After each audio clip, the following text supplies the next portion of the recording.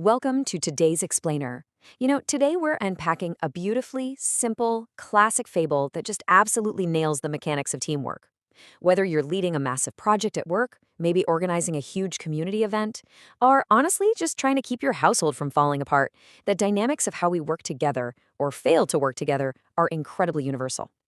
So we're going to dive into a cinematic little story set in the vivid golden world of the maple forest.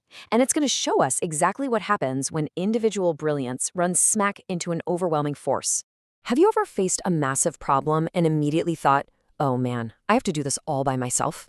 I mean, it's such a common human reflex, right? When a crisis hits, our gut instinct is often to just put our heads down and try to hero our way through the whole thing. Well, today, we're breaking down a story that shows exactly why that instinct almost always fails and how just a slight shift in mindset can completely change your outcome. Part 1. The initial isolation. Let's take a look at life in the maple forest. Okay, let's dive into this. Picture the maple forest. Golden leaves are dancing in the wind, tiny fireflies glowing at night. It's filled with this cast of little animals who live quite happily. But despite sharing this absolutely beautiful ecosystem, there's a pretty fundamental flaw in how they operate. You've got Benny the beaver, who strictly likes building things entirely alone. There's Rosie the rabbit, who relies purely on her own speed to solve problems herself. Then you have Oliver the owl, who totally thinks he's the smartest animal in the forest, just living up in his own intellectual bubble. And Max the mole? He prefers staying completely underground where literally no one bothers him. So they live in the exact same forest, but their working styles are 100% isolated. They're individuals. They are definitely not a team. Part 2. The Great Autumn Storm. Nature is about to test the forest. Now, of course, isolation works totally fine, right up until it doesn't. One cool autumn evening, a gentle breeze suddenly turns into a severe threat. Let's trace how incredibly fast this crisis escalates. Right in the evening, dark clouds roll in. Shortly after that, the wind really begins to howl, and the old trees start creaking loudly. Oliver even hoots a warning from up above. But then, just moments later, crash! A huge tree branch violently snaps and falls right across the little stream that flows through the forest. Immediately, the water is completely blocked. The stream starts to overflow, and this sudden, massive rush of water is heading straight toward the animals' homes. The danger is absolute, and it is happening right now. Part 3. Failing on their own. The chaos of isolation. So panic sits in, the animals are rushing frantically to protect their homes. But because they've lived their entire lives in silos, their response to this massive crisis is completely disorganized chaos. Benny the beaver is the first to act, and his immediate knee-jerk reaction is, I'll do it myself. He grabs sticks and logs, desperately trying to build a wall near the stream entirely alone. But he is vastly outmatched here. The rushing water just effortlessly pushes his branches away. He actually gasps that the water is just too strong, finally realizing that his individual building skills, no matter how incredible they are, just aren't enough to fight this flood all by himself. Then, Rosie jumps in. She falls right back on her individual strength, her speed. She says, I'm fast, I can move the rocks quickly. And she frantically starts carrying small stones one by one, darting back and forth. But here's the thing about a flood. It does not care about the speed of one rabbit. Despite her incredible isolated effort, the stream just keeps growing. Her speed is basically completely useless without mass behind it. Meanwhile, Oliver the owl is flying way above the scene. Because he thinks he's the smartest, he takes on the sort of self-appointed management role, shouting down, move left, move right, hurry. But he's not actually helping with any of the hands-on coordination. Shouting directions from a high branch without a unified plan on the ground, that just adds extra noise to an already frantic situation. It's essentially management without any real connection to the work. And because they are all failing individually, the consequences finally catch up to them.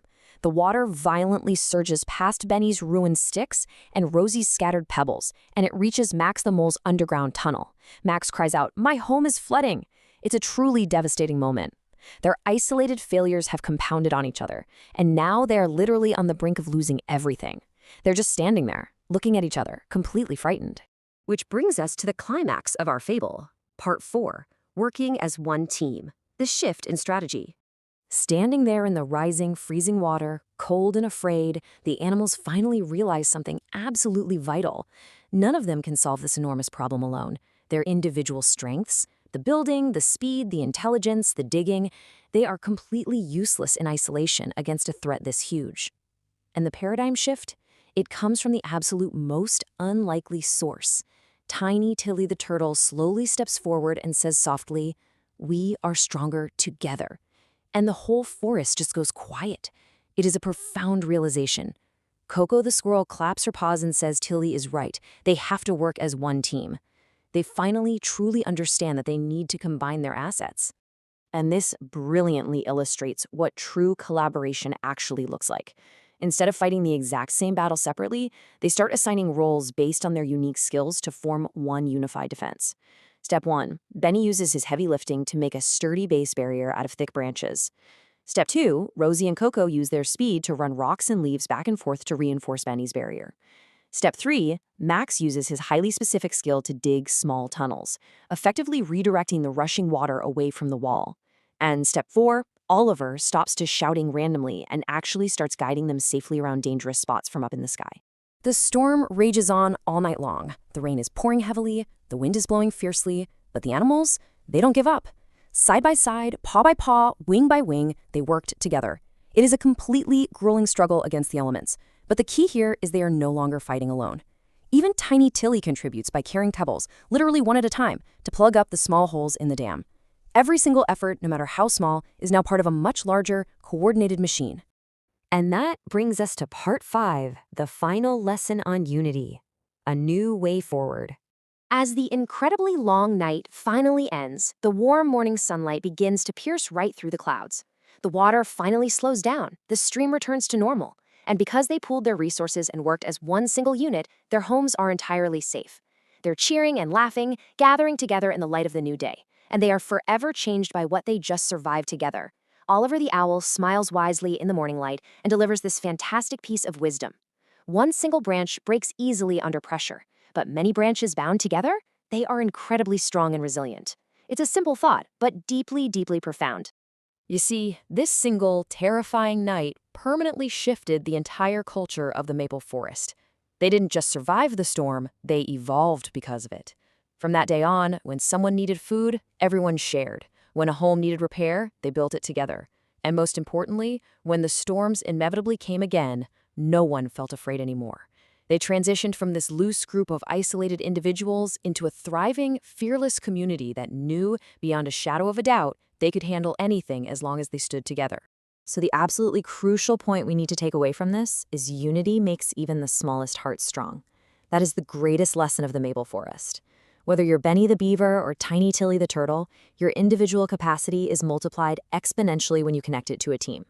The flood itself didn't change, but their approach to it completely transformed, and that made literally all the difference in their survival. Which brings us to the final thought for today's explainer. Look, we all face our own autumn storms, right? Crises at work, intense personal challenges, unexpected floods in our own lives. The animals of the maple forest learned the hard way that isolation is a complete recipe for disaster.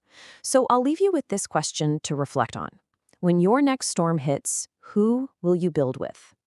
Thanks so much for joining me to unpack this story today, and I'll catch you in the next explainer.